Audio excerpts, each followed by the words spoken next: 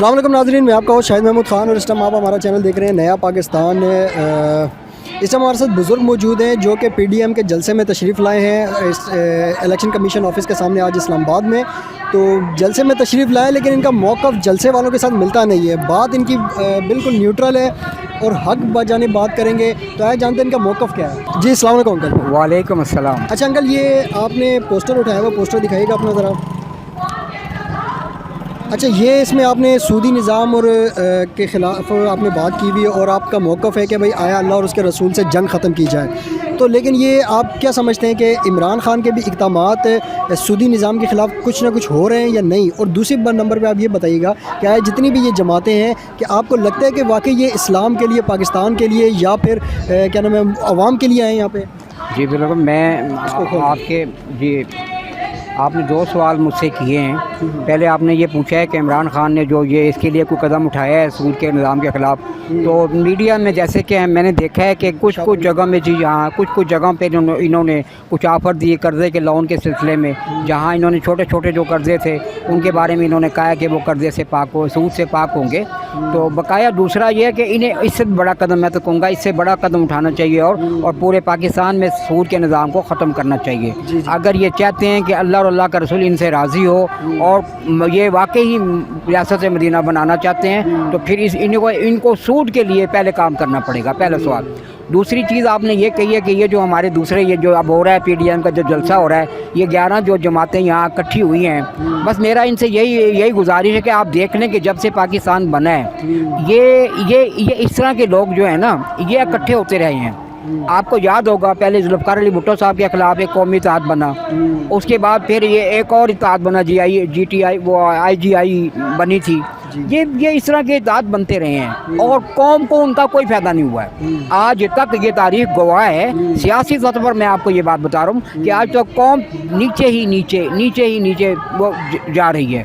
उसकी मेन वजह सिर्फ यही है कि ये लोग इस्लाम के बाद की बात जो करते हैं ना वो सिर्फ एक दिखावे के लिए होती है उसके बीच में, जबकि पूरे पाकिस्तान में सूद का निज़ाम चल रहा है। और इन 11 जमातों ने ये बहैसियत मुसलमान अपने आप को कहते हैं कि बहैसियत मुसलमान पाकिस्तान वज़ीर आज़म, तो ये उन पाकिस्तान के यानी कि ये मुसलमान मुल्क के ये बादशाह बनते हैं आकर, तो प्राइम मिनिस्टर बनते हैं आकर, लेकिन सूद के निज़ाम के ख़िलाफ़ इनमें से कोई भी नहीं बोलता कि यार मैं अल्लाह और अल्लाह के रसूल के निज़ाम के मुताबिक अपनी कौम को अपने अल्लाह से रिलीफ लेकर दूँगा। सब यहाँ आकर जमहूरियत को रोते हैं और उस जमहूरियत ने हमारा आज वो बेड़ा गर्क कर दिया है कि अल्लाह हमसे नाराज़ हो गए हैं और आज हमारी वो हालत है कि हमें हर चीज़ जो है ना वो मुश्किल से मिलती है। हमारी ज़िंदगी की जो ज़रूरियात है इसे अल्लाह करीम अपनी एक नाम से कहते हैं मैशियत का लफ्ज़। वो मैशियत क्या होती है?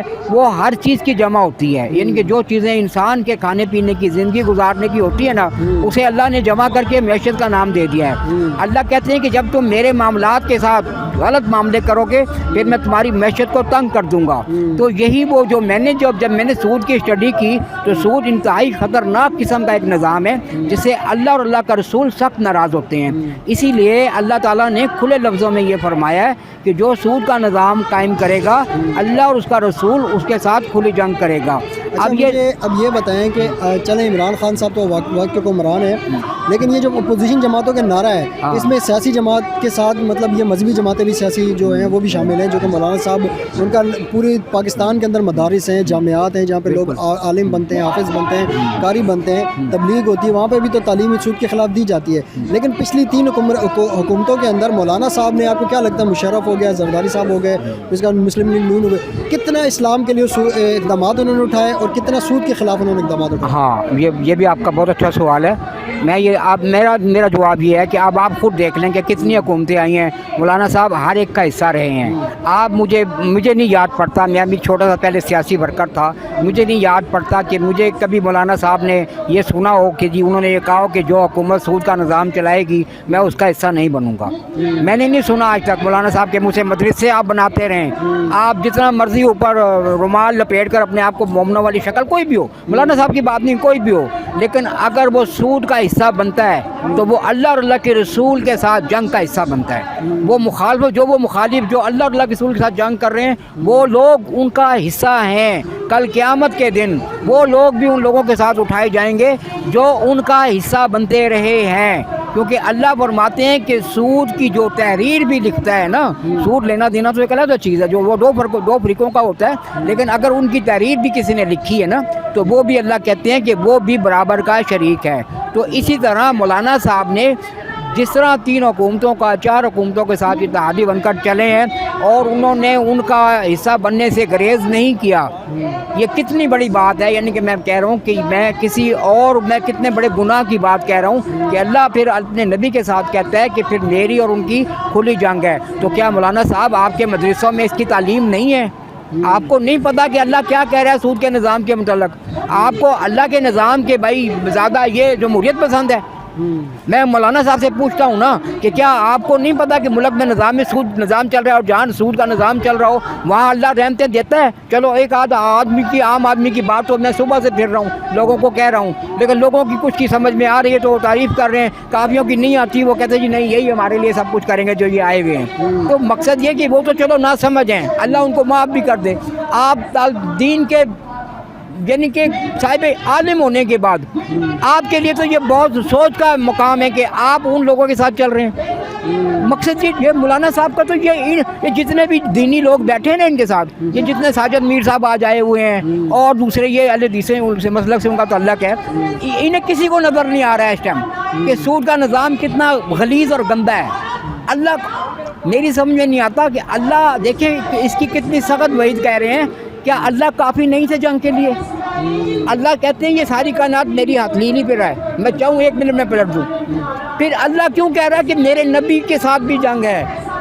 اور سوچو، غور کرو، اتنی گہرائی میں جاؤ ان لفظوں کی کہ اللہ کہہ رہے ہیں۔ مجھے اب یہ بتائیے گا کہ آپ یہاں پہ آئے ہیں اپنا موقف الگ لے کے، جی بالکل، آپ کسی پارٹی کو ریپرزینٹ نہیں کر رہے، تو یہاں پہ آپ کے موقف کو جس نے بھی سنا آپ کو کیا لگتا ہے کہ انہوں نے آپ کے مطلب حق میں بات کی کہ آپ ٹھیک بات کر رہے ہیں؟ تو آپ کو کیا لگتا ہے کہ یہ جو عوام ابھی جو چھوٹی تعداد ہے یا بڑی تعداد جو بھی ہے جو آئے ہیں، کیا واقعتاً یہ انہی کے لیے آئے یا ویسے کوئی شغل میلے کے لیے آئے ہیں؟ اصل میں دیکھیں یہ میں لوگوں کی ریسوں کو تو میں خیر اندر سے نہیں جانتا، میں یہ سمجھتا ہوں کہ یہ جتنے لوگ جن کے ہاتھوں میں جھنڈے ہوتے ہیں اور جن کے بینر لگے ہوئے ہوتے ہیں وہ ایک نشاندہی کر رہے ہوتے ہیں کہ ہم فلاں پارٹی کے ہیں فلاں پارٹی کے ہیں۔ تو اب اس میں کئی لوگ ایسے بھی آ جاتے ہیں جن کے پاس وقت ہوتا ہے کہ چلو یار ذرا شغل میلہ دیکھ آئیں۔